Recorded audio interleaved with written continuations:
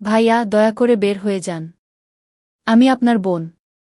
আমি আপনাকে কতই না ভদ্র মনে করতাম, কিন্তু ভাই আমার একটাও কথা শুনল না এবং যা কিছু তার মনে ছিল সে সবই সেই দিন আমার সাথে করল। শেষ পর্যন্ত এসব কিভাবে হলো তা আমি আপনাদের এই গল্পে বলবো। আমি কলকাতার বাসিন্দা, আমার বয়স 9 বছর।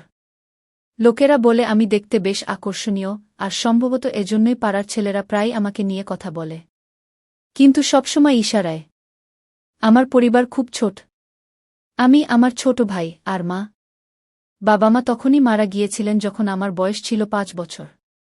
মাকে বাবার জায়গায় স্কুলে চাকরি মিলে গিয়েছিল এবং তিনি আমাদের দুজনকে মানুষ করেছেন। এখন আমি আর আমার ভাই দুজনেই কলেজে যাই। এটা 3 মাস আগের কথা। সেই দিনটি ছিল সোমবার। আমি ঘরে একা ছিলাম এবং কিছু করতে ইচ্ছে করছিল না। আমি মোবাইল দেখতে লাগলাম, হয়তো কিছু মন ভালো হয়ে যাবে। ঠিক তখনই মায়ের ফোন এল। তিনি বললেন আজ তার আসতে দেরি হতে পারে। আমি বললাম, ঠিক আছে মা, আপনি আরামে আসুন। তারপর জানি না কেন আমার মন খুবই খারাপ লাগতে লাগল। আমি বিছানায় শুয়ে পড়লাম এবং কখন ঘুমিয়ে পড়লাম তা টেরই পেলাম না। হঠাৎ ঘুম ভাঙতেই আমার মনে হলো কেউ আমার পাশে বসে আছে। আমি অনুভব করলাম কেউ আস্তে আস্তে তার আঙুল দিয়ে আমাকে স্পর্শ করছে। প্রথমে আমি বুঝতেই পারলাম না কি হচ্ছে, কিন্তু যেই আমি একটু চোখ খুললাম আমি একদম চমকে গেলাম। আমার ছোট ভাই, যাকে আমি সবসময় মাসুম আর ভদ্র মনে করতাম, সেই আমার পাশে বসেছিল। আমার বিশ্বাস হচ্ছিল না যে সে এসব করতে পারে। আমার হৃদয় খুব জোরে ধড়ফড় করতে লাগল। এখন আমি বুঝতে পারছিলাম না যে আমি কি করব। কিছু বলার সাহসও জোগাড় করতে পারছিলাম না।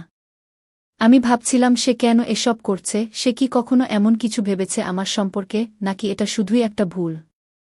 সেই মুহূর্তে আমার মনে অনেক প্রশ্ন আসছিল। আমি কি তাকে ক্ষমা করতে পারি? এটা কি এমন একটা ঘটনা যা আমি উপেক্ষা করতে পারি? কিন্তু একই সাথে জানি না কেন সেই মুহূর্তে আমার রাগ হচ্ছিল না, বরং উল্টো আমিও হয়তো ভালোই লাগছিল। আমার বোধশক্তিতে কি কিছু ঘাটতি ছিল, নাকি আমি সেই মুহূর্তে অন্য কিছু ভাবছিলাম? কিছু সময় কেটে গেল এবং আমি তখনও ঘুমের ভান করছিলাম।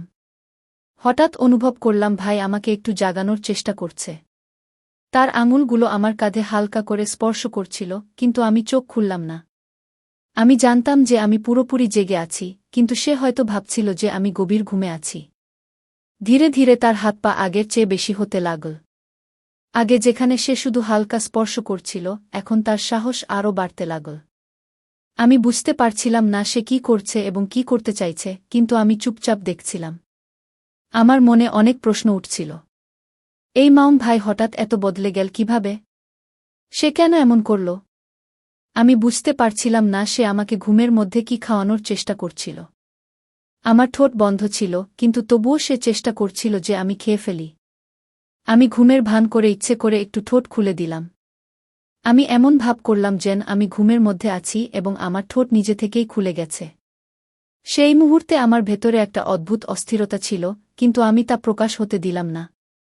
ঠিক তখনই হঠাৎ ঘরের ফোনের ঘণ্টা বেজে উঠল। সেই আওয়াজে পুরো পরিবেশ বদলে গেল। ভাই সঙ্গে সঙ্গে ভয় পেয়ে গেল এবং ঘাবড়ে গিয়ে দূরে চলে গেল। সে এত দ্রুত উঠে গেল যে আমি বুঝে গেলাম তার মাথায়ও ভয় ছিল যে আমি যেন জেগে না উঠি। সে ফোন তুলে দেখল যে সেটা মায়ের কল। মা জিজ্ঞেস করছিলেন যে আমরা খেয়েছি কিনা। আমি মনে মনে ভাবলাম এদেরও এই সময়ে কল করতে হবে। কিন্তু সে দ্রুত কল শেষ করল। এখন আমার নজর আবার ভাইয়ের দিকে, কিন্তু যখন তাকালাম সে রুম থেকে উধাও হয়ে গেছে। আমি কিছুক্ষণ ভাবতে লাগলাম এখন কি করা উচিত। আমার মন এখন অস্থির হয়ে গেছে। সেই ভাই যাকে আমি সবসময় মাসুম আর বুদ্ধিমান মনে করতাম, সে হঠাৎ এত বদলে গেল কিভাবে? আমি কি তার সাথে এ বিষয়ে কথা বলবো, নাকি এটা উপেক্ষা করে দেব? অনেকক্ষণ আমি আমার চিন্তায় ডুবেছিলাম। আমি ভাবলাম যদি আমি এ বিষয়ে কিছু না করি তাহলে হয়তো এই ঘটনা আবার ঘটতে পারে। কিন্তু যদি আমি তাকে কিছু বলি তাহলে আমাদের মধ্যে সম্পর্ক চিরতরে বদলে যাবে। তারপর আমি আর থাকতে পারলাম না। আমার মনে হুলস্থুল চলছিল এবং আমি ভাইয়ের সাথে কথা না বলে নিজেকে থামাতে পারছিলাম না।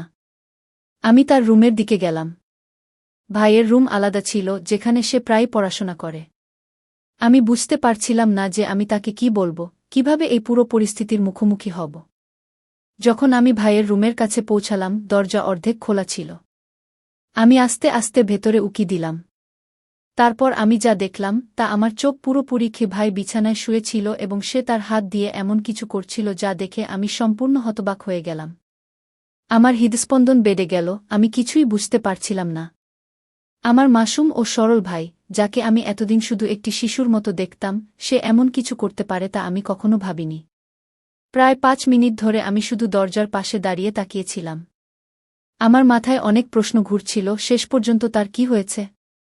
সে কি সত্যিই এমন করছে নাকি আমি কোনো ভুল বুঝছি? আমি নিজেকে শান্ত করার চেষ্টা করলাম, কিন্তু আমার চোখ তার দিকেই আটকে ছিল। আমি জানতাম আমাকে কিছু করা বা বলা উচিত, কিন্তু আমার কণ্ঠ থেকে কোনো শব্দ বের হচ্ছিল না।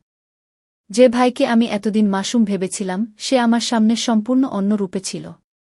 তাকে এই অবস্থায় দেখে আমি অনুভব করলাম যে হয়তো সে শৈশব থেকে এমন কিছু দেখেছে বা অনুভব করেছে যা সম্পর্কে আমি কখনো ভাবিনি। আমার মনে তার প্রতি ঘৃণা আসেনি, বরং আমি বিভ্রান্ত ছিলাম।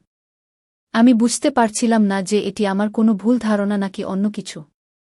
আমি ধীরে ধীরে দরজা থেকে সরে যাওয়ার সিদ্ধান্ত নিলাম। আমি জানতাম না যে যদি আমি তাকে এই অবস্থায় থামাই তাহলে আমাদের মধ্যে কি হবে।